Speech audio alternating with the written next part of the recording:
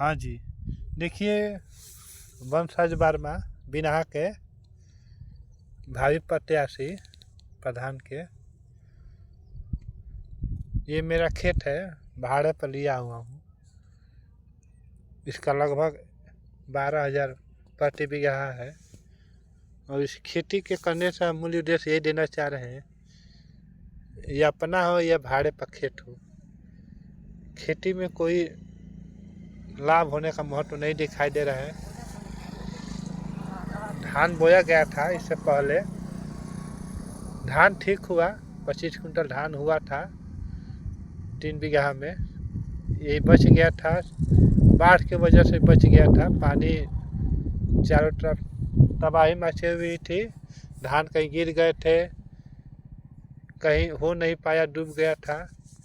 इसीलिए मैं किसान भाइयों से ये कहना चाह रहा हूँ कि सोच समझ के खेती कीजिए, ताकि आगे के लिए नुकसान ना झेलना पड़े। मैं देखिए धनिया बोया था, लगभग 23 कट्ठा बोया हूँ।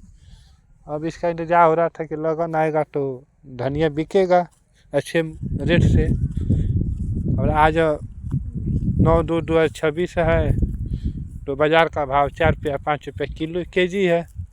ये बताइए कितने हम इतने दिन सेवा किए, लगभग जनवरी बीत गया, फरवरी बीतेगा तो तैयारी होगा, तो मान चलिए कि 45 दिन का फसल तैयार हो जाता है।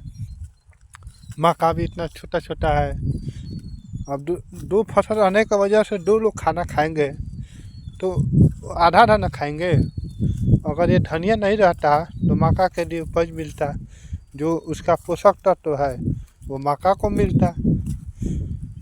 यही तो है खेती करने में। खेती जितना चाह रहे हैं कि लाभ हो जाए, लेकिन खेती लाभ नहीं दे रहा है। मैं मुख्यमंत्री जी से अगर वीडियो अगर देख लेते हैं या देखते होंगे तो निर्देश है कि इसका जो भाड़े पर खेत लेकर रखे हुए लगान पर, उनका भी कुछ सोचिए।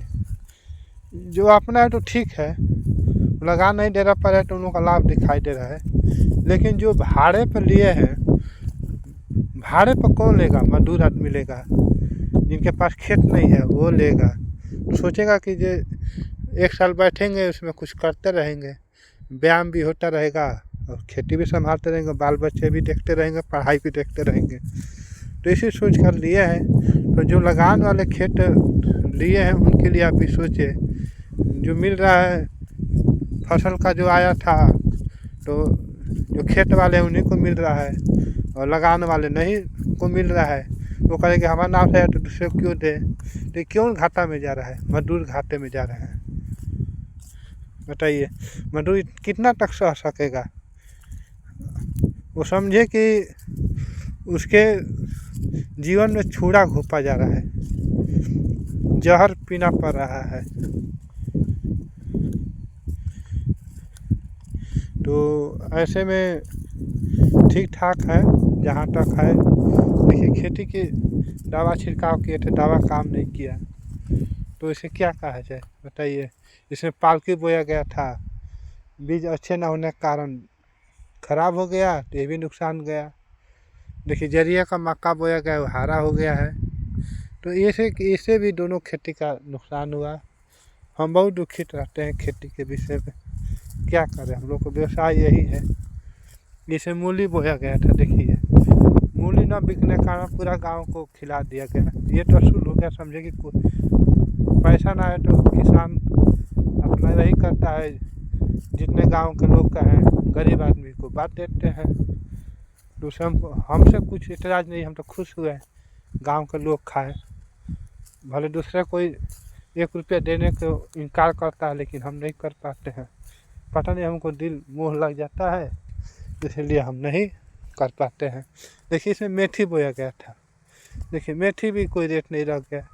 ये सारा फसल नुकसान होता जा रहा है। ये बिना गांव साभा में खेत है ये। अब हम बहुत जगह यात्रा करने गए, तो जब सब्जी तैयारी हो रहा है तो रेट ही नहीं मिल रहा है, नहीं रह रहा है तो रेट ज़्यादा मिल रहा है, तो उस समय बोया ही नहीं जा रहा है। तो यही तो बात है, एक लेवल नहीं रह रहा है।